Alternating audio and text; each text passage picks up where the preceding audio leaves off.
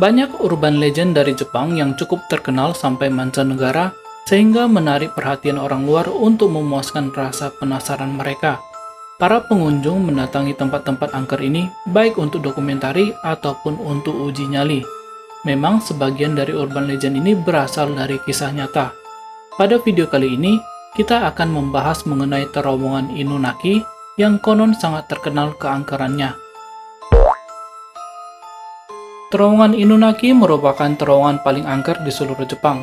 Tempat ini masih dihantui sampai sekarang oleh arwah-arwah orang yang meninggal di sana dalam berbagai peristiwa tragis. Terowongan Inunaki selesai dibangun pada tahun 1949. Setelah digunakan selama 26 tahun, tepatnya tahun 1975, terowongan ini tidak digunakan lagi alias diterlantarkan karena yang baru telah dibangun pada sisi lain Gunung Inunaki. Akses ke terowongan ini sekarang telah disegel dengan batu beton, tapi masih ada aja orang-orang yang nyelinap masuk ke terowongan ini untuk eksplorasi walaupun termasuk ilegal. Menurut legendanya, terowongan Inunaki pada awalnya digunakan oleh para tentara militer Jepang pada waktu Perang Dunia Kedua sebagai tempat untuk uji coba senjata biologis dan kimia. Banyak tawanan yang menjadi korban dari percobaan senjata ini, dan jiwa mereka masih merasa kesakitan walaupun sudah beda alam. Selain itu, katanya banyak korban jiwa dalam proses pembangunan terowongan Inunaki ini karena kecelakaan kerja. Jasad-jasad mereka ditanam pada dinding-dinding terowongan.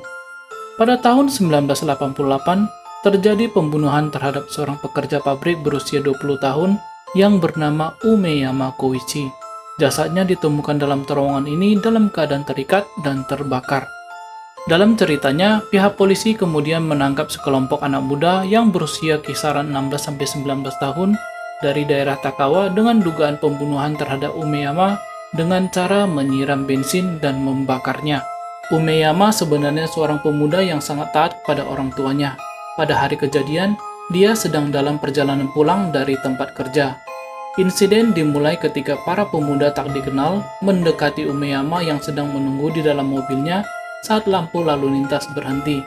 Para pemuda ini meminta mobil yang sedang dikendarai Umeyama.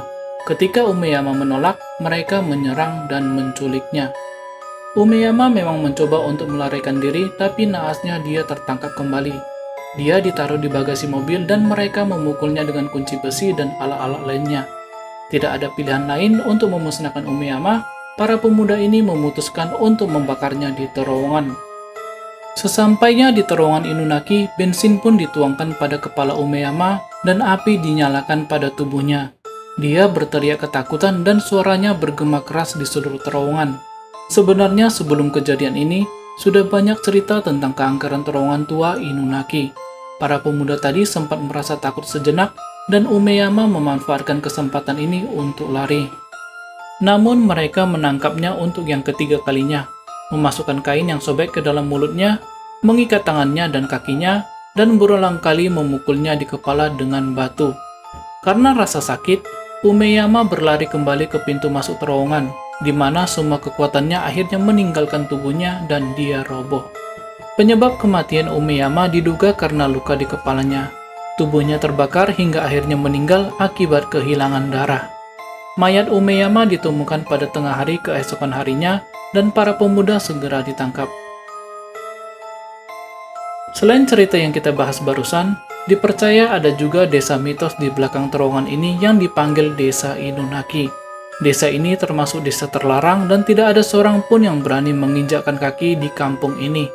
Setelah melewati terowongan, ada jalan setapak yang mengarah ke desa ini.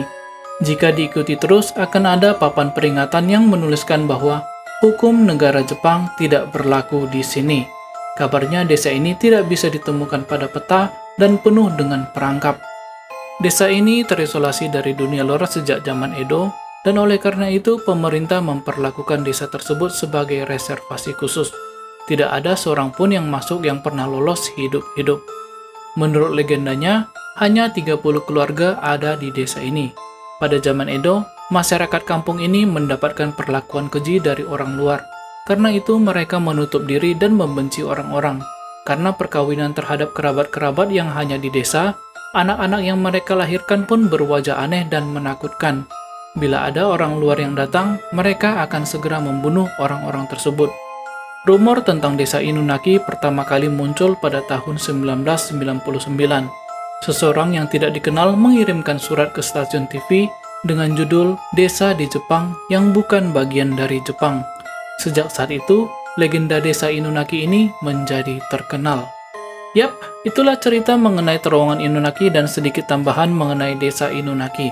Semoga menghibur dan maafkan saya bila ada kata-kata yang salah. Saya Hendra dari Behind the Story, jumpa lagi pada video selanjutnya. Salam.